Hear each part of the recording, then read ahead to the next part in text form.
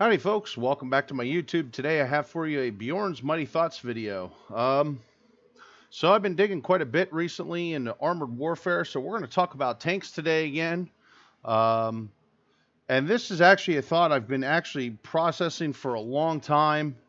There was a list I actually had put on the forum of tanks I'd like to see in armored warfare, but I figured, what the hell, let's do a video. So we're going to have some criterias. I'm going to go over the criterias here really quick, and then we're going to dive in the list. Criterias. Tank has to be in service by circa 1950. Anything previous to that, I tried to ignore a little bit, which I'll get into a little bit later with one of the tanks I did think that should be put into armored warfare. The vehicles can either be put into a series or put in as a premium. I'm not really going to make recommendations on that, but there's a couple I would recommend that actually should be put in as a line or a part of a line. And then there's a couple that I feel would probably just make a better premium. The next thing, the tank has to have at least a prototype or, as I said, in service, which means it was actually produced. No paper tanks here. I'm not a firm believer in what World of Tanks has done with adding lots of paper tanks. And War Thunder's gotten at quite a bit. I'd like to feel like that should be ignored. Because at least with a tank that had a prototype, we know or can at least dig and find out how the prototype was constructed, how it was crewed, and how it performed during any trials that it had gone through. So we're going to begin now, and the number one tank we're going to start with, and these are not in any real particular order, but this one actually is. Now this does predate the 1950. However, the Centurion, and I feel this should actually be put in as a line because of how many different Centurion tanks are out there, starting with Centurion 1. And currently we're up to the Centurion Mark 13. This is actually classified as a universal tank and would basically be considered the granddaddy of the modern main battle tank. I could actually argue with that a little bit and argue in the way that it'd be the Panther. However, we're going to move on. So it would enter service in 1946 with the British. However, it is still presently in service, and actually, I believe Jordan currently has it in service. And there's some other countries that has it in service. There's not too many countries left that's still using the Centurion. It has gone extremely long on the tooth, and I highly doubt its combat effectiveness with a 105 millimeter cannon is still effective. When it would be first introduced, it would have a 17 pounder. Some later iterations would have a 20 pounder, and then finally by the Mark 7, you would have the 105 millimeter British L7 gun. And this tank was really a world beater. It was everywhere. It's next to probably the M48 Patton. It's probably one of the most widespread NATO tanks. It's seen service with Israel, as I said, Jordan, British. I believe it did see service with Sweden.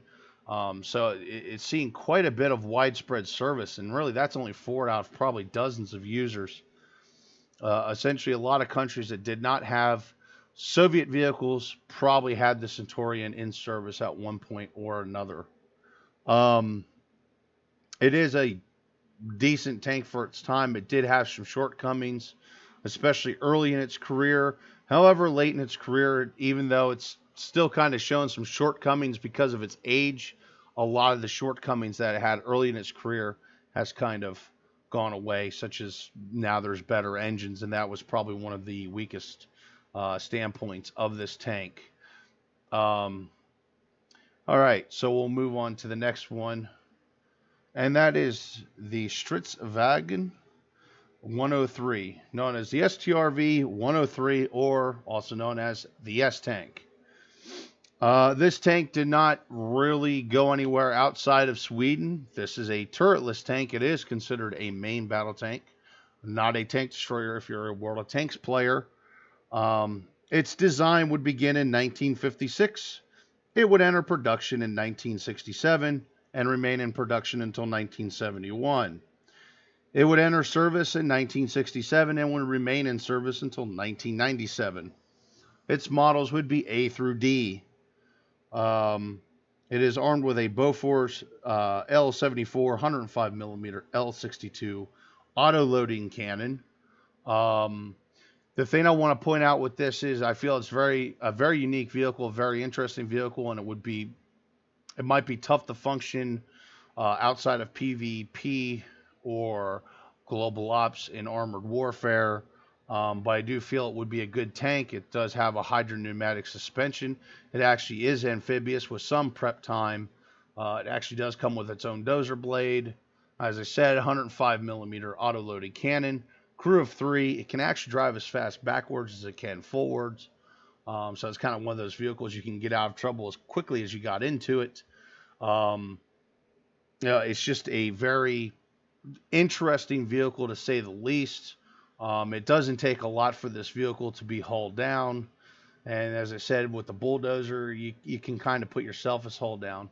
The vehicle actually does have two engines, which I find interesting. It actually has a primary engine, which is mostly used for when the vehicle is driving.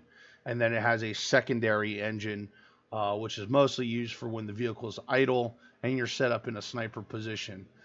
Also, both engines can be used at the same time to increase the vehicle's horsepower, which is kind of like an oh shit, let's get out of Dodge, kick in both engines and run like hell. This vehicle was not meant to be an assault vehicle. It was actually designed more or less to be a defensive strategy based vehicle. With that being said, when it was put through trials, it was put through trials through multiple tanks, including the Centurion and even the M48 Patton. And it did perform very well as a main battle tank. Not very heavily armored, but as you can see, the armor is well sloped. Just general, all around, a very interesting vehicle. I've always been interested in this vehicle since I first learned about it years ago. Okay, next we have the German Jaguar 1.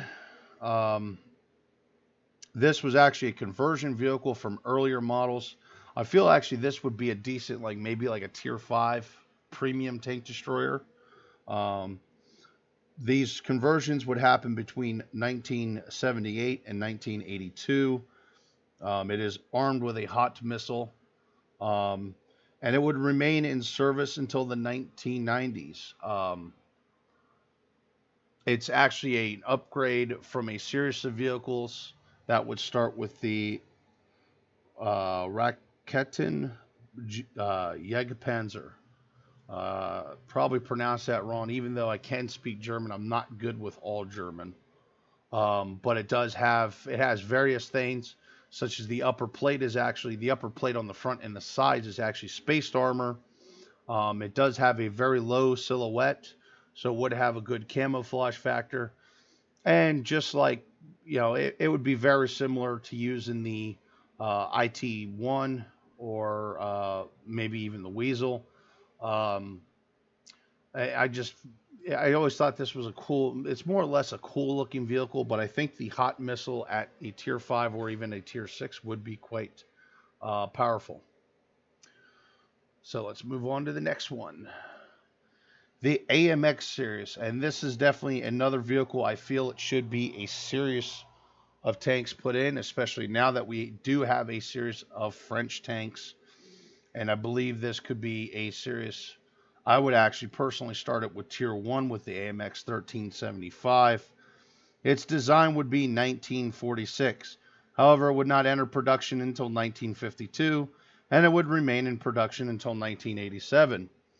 Now, it would go through a series of upgrades, such as the AMX. Well, you'd start with the AMX 1375, which was armed with an SA-50 cannon. And then be upgraded later to the F3 90mm auto-loaded cannon. And then finally, the FL-12 turret, which would have a 105mm cannon. So it would be upgraded over the years. It would also have engine upgrades and some armor upgrades, things of that nature. It was quite a widespread vehicle, and next to another NATO light tank, which would be the M41 Bulldog, this is actually still in service, although so is the Bulldog. Not with France, but with other countries, especially countries in the Middle East. It was a decent light tank for its time. Um, and as I said, it's still in service. It keeps getting upgrades. They keep it in service as long as they can. It was a widespread vehicle. Quite a few were produced, and things of that nature. Now, the one thing I wouldn't like about this vehicle personally is it does have thin armor, and the engine actually is in the front on the right side of the vehicle. So, yeah, good chance of engine fires. Move on to the next one. We have the PT91. Now, this one I'm kind of crossed about. This could actually be, it could probably be put in where the T90 line is a different line to run along the side the T90, or it could be put in the game as a premium. Personally, I think I'd actually put it in as a tier 7 premium if I was to do the PT91. If I was to do the PT91 M2, I'd probably actually put it at tier 8, or even 9. It's been in service since 1995, and they're actually, Poland is hoping to keep this operational until 2030. And more or less, it's just another T72.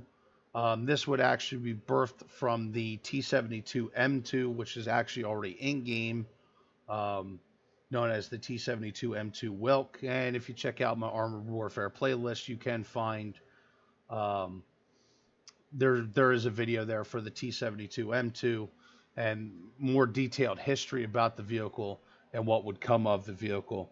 It is armed with a 125 millimeter 2A46 smoothbore gun, so quite powerful gun. And this is another vehicle, as I said, they keep upgrading it. They keep upgrading the armor package. They keep upgrading the stabilization, the ballistics computers, optics, things of that nature. So this vehicle is definitely seems like it's going to be in service for a long time to come. Next, we have the M48A2 G2.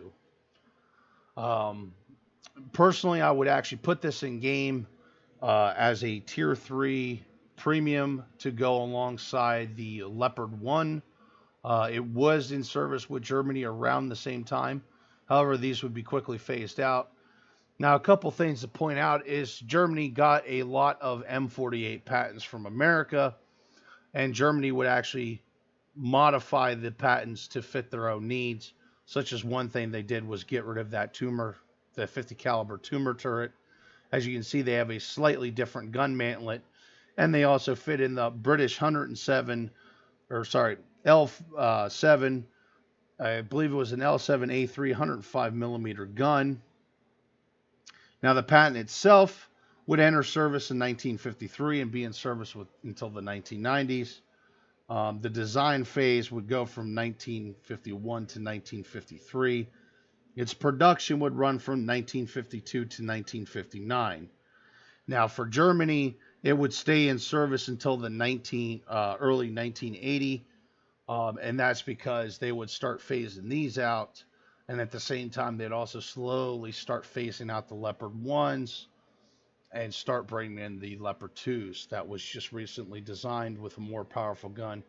But as you can see here, the turret is, heavily modified, as I said, gun mantlet, different turret range, different optics, different gun, because actually the M48 patent that's currently in game, which is the M48A3, the American version, is actually armed with a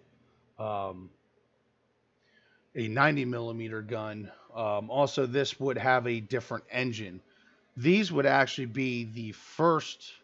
Germany would actually sell the first few patents to Israel. So the very early Magok tanks would actually be M48A2 G2s. Anyway, the last vehicle of the list for today, while we got this video going, is the M103A2. And I'm specifically picking out the A2 because that is actually the Marine Corps variant of the M103. I feel this would be a good maybe tier 3 or 4 heavy tank as a premium to go pretty well duke it out with the IS-4, even though the IS-4 is actually not really that good in game.